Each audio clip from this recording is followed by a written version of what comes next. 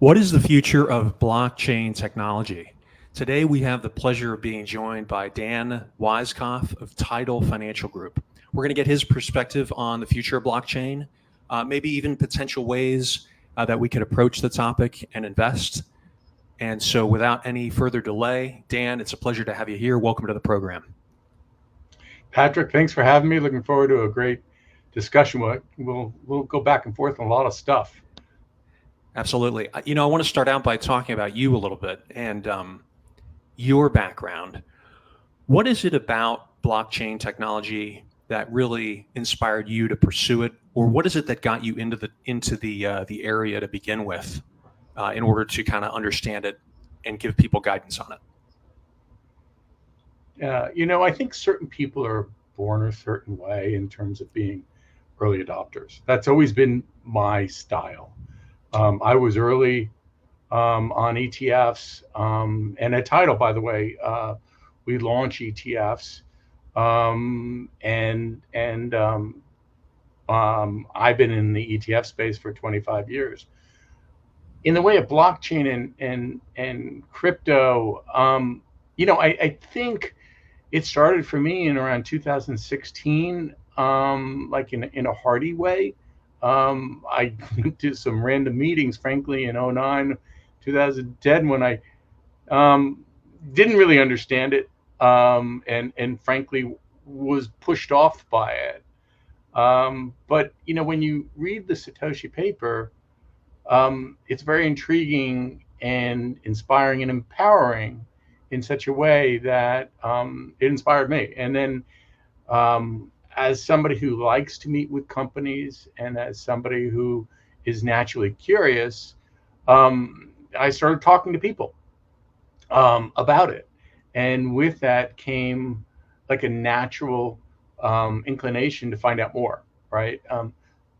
I think what's often misunderstood, and after coming from Nashville this past weekend, is that the culture of, we'll say, Bitcoin, or crypto, or blockchain is very much about all encompassing, right? In welcoming, and it literally is a culture around empowerment.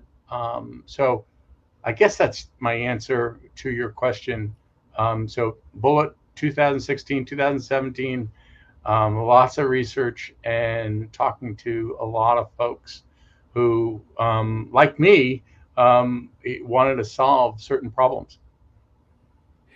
You mentioned Nashville, and that kind of got an idea in my head about the future. I guess start out maybe with the future of cryptocurrencies. Where do you see Bitcoin, Ethereum, other cryptocurrencies going in the future? Are you very bullish on them? Are you, not bullish? What's your perspective on the actual cryptocurrencies right now? Well, in the way I think about the world, I'm mostly thinking about Bitcoin and to some smaller degree Ethereum and maybe some Solana. I'm not an expert on all the other coins, um, and I'm obviously bullish because to a large degree I bet my career on it. Um, and why am I bullish? Well, coming back from Nashville, I would say you had to be bullish. I mean, there were 10 senators there. There were two um, presidential candidates, although Trump arguably was a president, so he's already done the job. Um, and we're at a point where I think regulation for digital assets and crypto um, is being recognized as being has gone too far, right? So to some degree, I'm very optimistic simply because the regulatory environment is naturally going to become more friendly. And I say that as an optimist, but definitely under Trump it would be. Kennedy as well, for sure.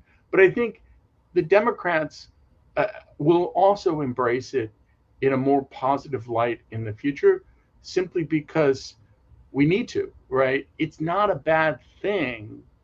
It's all about the technology. And if you don't embrace technology, well, then you're going backwards. And that's not good for our country, regardless of parties. What are your thoughts like to a lot of the Bitcoin naysayers, right? Who will say that it's too volatile to be used as a currency, or that it's not really a store of value because you're not really storing anything. What are your thoughts on that? Do they just not understand Bitcoin or other cryptocurrencies, or do they have any points you concede?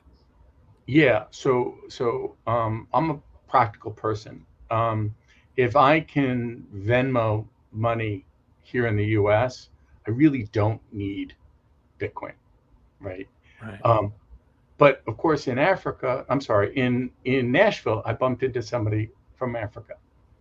And in the emerging markets, transferring, we'll say, any value is far more difficult than here in the US. And there, Bitcoin is easily transferred on a low cost basis. So it's liberating and it's enabling that economy to, move forward, right? Here in the US, is it a store of value? Well, it could be a store of value in a similar way, but that's going to require some policy changes. And we don't know if those policy changes will take place under Trump. There's going to be a plan, that's clear. Under Kennedy, there's also going to be a plan, but his the likelihood of him becoming president is less than obviously Trump. Um, so now, arguably, the funniest part about it is, um, well, a store of value can be an equity, right? Like as in a stock as well. But if somebody owns a stock as a store of value, they've got risks with execution as a business. Arguably, GE could have been a store of value. Well, that wouldn't have worked out too well, right? So there's more risks, I think, associated with owning stock as a store of value than perhaps Bitcoin. Now, to address your comment about volatility, I think everybody's got to be honest and open. It's going to be volatile, right? Just because the liquidity isn't always there to move large amounts, and that's what I think is taking place now at different junctures. But there's sufficient demand, I think, to overcome those liquidity issues. But it's also a new technology, so that's the second reason for it to be volatile. Nothing's easy in life, and I think the military knows that better than anybody. Yeah, you definitely pointed out a really good, actually several good points there, um, particularly with regard to transferring money overseas. It's nice when you have a simple way to do that. I wanted to though touch on something that came to mind. You mentioned technology. What are ways right now, in your view, that maybe not necessarily crypto but blockchain technology are moving or potentially could really take off that would be a potential investment opportunity? Okay, so um, as you may have mentioned before, I'm a portfolio manager at Tidal, and at Tidal we launch ETFs. We've launched about 150 funds across about $18 billion. One of the funds, particularly, I'm responsible for with Mike Venuto as a portfolio manager, and it's active and it's fully transparent. And I'm not pitching it here, but I'm explaining what we do with Block, and it's actually technically called the Amplified Transformational Data Sharing ETF, and the ticker's Block. Forgive me, I tend to think in terms of tickers. Right.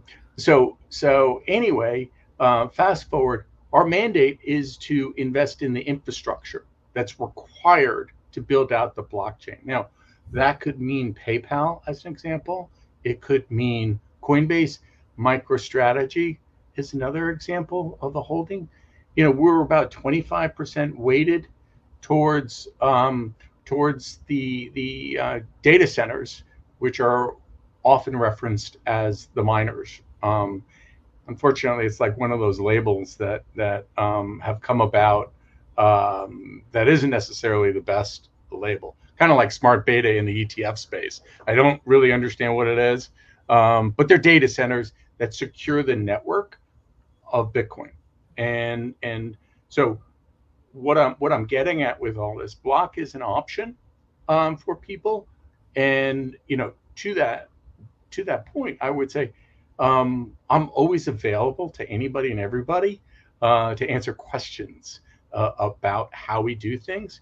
But here's a very interesting example of a company we're invested in to answer your question differently.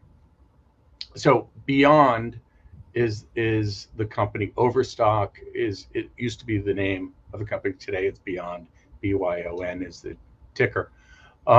Is invested in a company called Grain Chain. We have a problem around the supply chain, right? In the case of food, as an example of coffee, I'm having my coffee here, and some people might like organic coffee. Some people actually might like coffee from Central America. Well, on an app, right? They've created a solution where the farmer can put all his costs on the app, so that the entity that's financing that farmer can see how his crop is costing the farmer, right? So to explain it differently, you've got a cost app, right? And then you've got to finance that cost, right? So if it's seed, if it's fertilizer, if it's equipment, everything is on chain, secure, and verified, and cannot be altered. That's what the blockchain does for people, right? Trust and verify, I think, is one way to look at it. And so this company's built this app, and as a result, the farmers in Central America are getting a lower cost of capital, and you as a consumer are more assured that if it's organic coffee you like, well, everything's going into that's proper to make it organic. Well, can you describe in a little more detail how that works? So, for instance, you're saying it's an app that the farmers put their information into. How is it that gets them cheaper prices? So it gets them, cost of capital in Central America is very high, and part of the reason is just it's a function of an inefficient marketplace. And so the farmer might be used to paying 20% or even 25% cost of capital, and the institution financing that is charging that rate because they're not secure how that money is getting spent, right? But with this app, they could be more secure.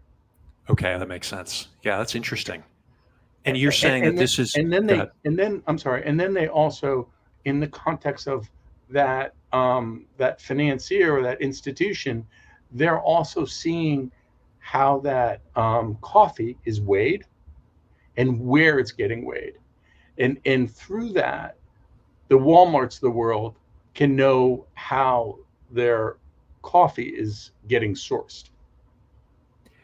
Now, again, we're using, like you said, we're using Block as an example here as an ETF. And so an ETF like Block would invest in companies like this, essentially, that Uh, leverage this blockchain technology, even not just domestically, but obviously overseas too. Is that a fair statement? Yeah, that is correct. But in the case of this company that I'm speaking about, Grain Chain, Beyond is public and has an investment in Grain Chain. I think it's 20% that they own, and all our companies are publicly traded. Okay, yeah, it makes sense. A lot of our viewers are active military. Some of them are veterans, and they have kind of a retirement plan called the Thrift Savings Plan. You may be familiar or not. I'm not sure, Dan. And I don't mean to insult your intelligence if you already know about this, but Thrift Savings Plan is kind of like a military 401k, if you will, or a government run. And they're pretty limited as far as what they can invest in. Is there, again, just using examples, would there be certain types of ways that you would recommend that maybe military would get some exposure to blockchain technology? I know you mentioned block, and again, we're just using this as an example. We're not recommending that they actually buy it. But in addition to that, are there any other methods that you think might be good avenues for a service member if they wanted to get a little bit of exposure to blockchain investing, that they would do that? Well, in Block, we own 5 ETFs that give folks the direct exposure to Bitcoin. And I don't know the plan, right? And I don't know how open it is, but if ETFs are allowed, those funds may be available on the program. We own 5 because while we're also investors in Coinbase, we wanted to diversify the custodial risk. So we own the Van Eck Fund and the Fidelity Fund as well. And those funds are not custodied at Coinbase. Again, nothing wrong with Coinbase, but there's nothing wrong with Vanguard either. They're not obviously in the space, but I always want to diversify my risk wherever possible. Yeah, absolutely. Well, what are the best ways if any of our viewers want to follow you or learn more about you or your work or read your work? What are the best ways for them to do that? On Twitter, I'm the ETF professor. They can go to the Amplify website and see a lot of data on that website, including that about Block and other funds. On the ETF think tank, we have videos. By the way, we are doing a video of some of the interviews I've done with some of the CEOs, including Michael Saylor back in 2020, et cetera. And that's on the ETF think tank website. And on YouTube, you can Google my name. By the way, anybody who wants to connect with me on LinkedIn, I'm available. Here's the thing. I think in the case of blockchain and any technology, you don't know where the best ideas are going to come from. The military has a lot of very intelligent people, and I'd love to hear more from them around the technology, and even if it's just questions. Yeah, absolutely. Right now we have a few viewers, and it looks like one of them mentioned that they're listening from South Africa. So that's pretty cool. So awesome. Yeah. Well, what I will do is I will post links below this video, Dan, to the references that you made and how others can reach you, how our viewers can reach you. And I just want to say, hey, we really appreciate you taking the time, to share some of your knowledge with us and giving service members some guidance on, just what is out there as far as blockchain. We really appreciate you being here. We would love to have you back in the future. Love to be back here, and thank you, of course, for your service and all your members in the military. Thank you for your service. I'm grateful. Have a great day. Yeah, thank you. And to our viewers, thanks for watching. Please remember to like and subscribe. Thanks, Patrick.